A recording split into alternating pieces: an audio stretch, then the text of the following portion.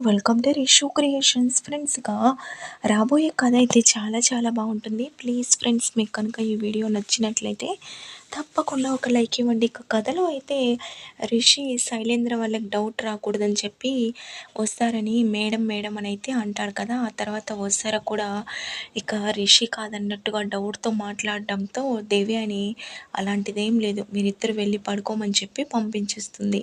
ఆ తర్వాత శైలేంద్ర అలా ఎందుకు చేసావు మమ్మీ అని అడుగుతూ ఉండడంతో, చూసావు కదా ఆ వస్తారికి డౌట్ వస్తుంది తను మేడం అని పిలవడంతో, అందుకోసమే వాళ్ళిద్దరినీ గదిలోకి వెళ్ళమన్నాను అని అంటుండడంతో, మమ్మీ ఆ రంగాగాడు ఆ వస్తారి దెబ్బకి భయపడుతున్నాడు, ఎక్కడ తను రిషి అనుకొని చనువుగా ఉండడంతో ఎక్కడ నిజం చెప్పేస్తాడో ఏమో, నాకు చాలా కంగారుగా ఉంది అని చెప్తుండడంతో, దేవి అని శైలేంద్ర నువ్వెందుకో తను రంగా అని అన్నిసార్లు చెప్తున్నా నా మనసుకి ఎందుకో తను రిషి అని అనిపిస్తుంది.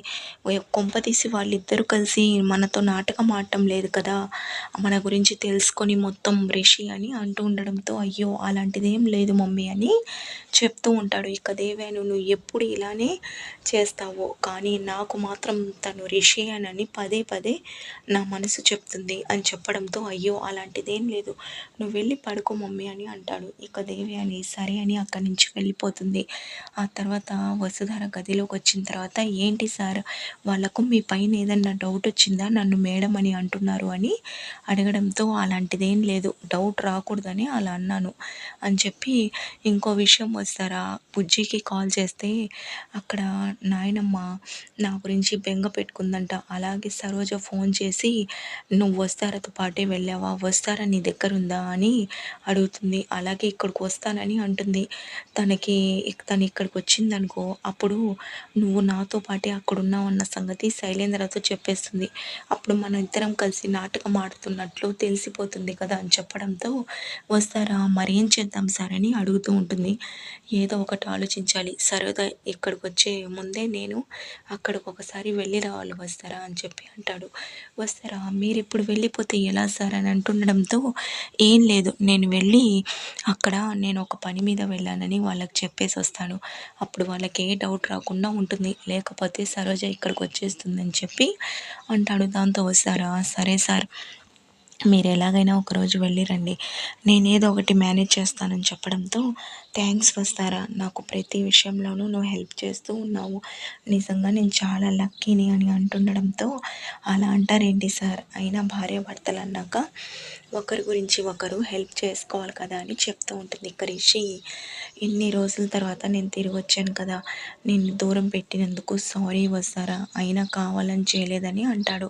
మళ్ళీ అంటారేంటి సార్, అయినా నాకు మీరు సారీ చెప్పడం ఏంటి, అయినా మీరు వస్తారని నాకు తెలుసు అని చెప్పి ఇక ప్రేమగా రిషిని కౌగిలించుకుంటుంది. ఇక రిషి కూడా ప్రేమగా వస్తారని దగ్గరికి తీసుకొని ఇక మాట్లాడుతూ ఉంటాడు. ఆ తర్వాత వసుధార రిషి సార్కి నిజం చెప్పాలా వద్దా మనో గారి గురించి అని ఆలోచిస్తూ ఉంటుంది. ఇక రిషి ఏంటి వస్తారా, నాతో ఏదన్నా చెప్పాలనుకుంటున్నావా అడగాలనుకుంటున్నావా అని అంటాడు. అది సార్ మనో గారి గురించి మీకు నిజం చెప్పాలని అంటుంది.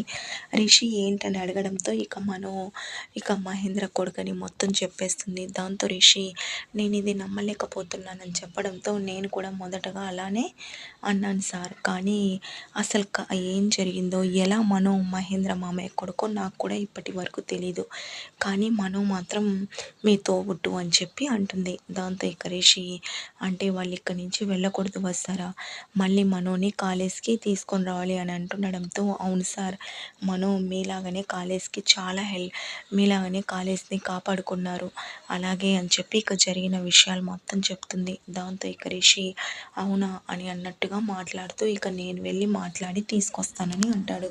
ఇక వస్తారా నాకు హ్యాపీగా ఉంది సార్ అని అంటుండడంతో, ఇక రిషి ఏంటి పొగరు అంత దూరంగా కూర్చున్నావు, ఇటు దగ్గరికి రా అని అంటాడు. ఇక వస్తారా చాలా సిగ్గుపడుతూ ఉండడంతో, ఏంటి వస్తారా ఇన్ని రోజులు నేను లేనని బాధపడ్డావు, ఇప్పుడు నేను దగ్గరికి రమ్మంటే సిగ్గుపడుతున్నావా అని చెప్పి ఇక ప్రేమగా వస్తారని దగ్గరికి తీసుకొని ముద్దు పెడతాడు. ఇక వస్తారా రిషి సార్ ఎవరైనా చూస్తారేమో అని అంటుండడంతో, ఎవ్వరు చూడాలి అని ఇక వస్తారని ప్రేమగా అలా దగ్గరికి తీసుకొని ఇద్దరైతే చాలా హ్యాపీగా అయితే ఉంటారు. ఫ్రెండ్స్ ప్లీజ్ ఈ వీడియో నచ్చితే లైక్ చేయండి. Thank you for watching.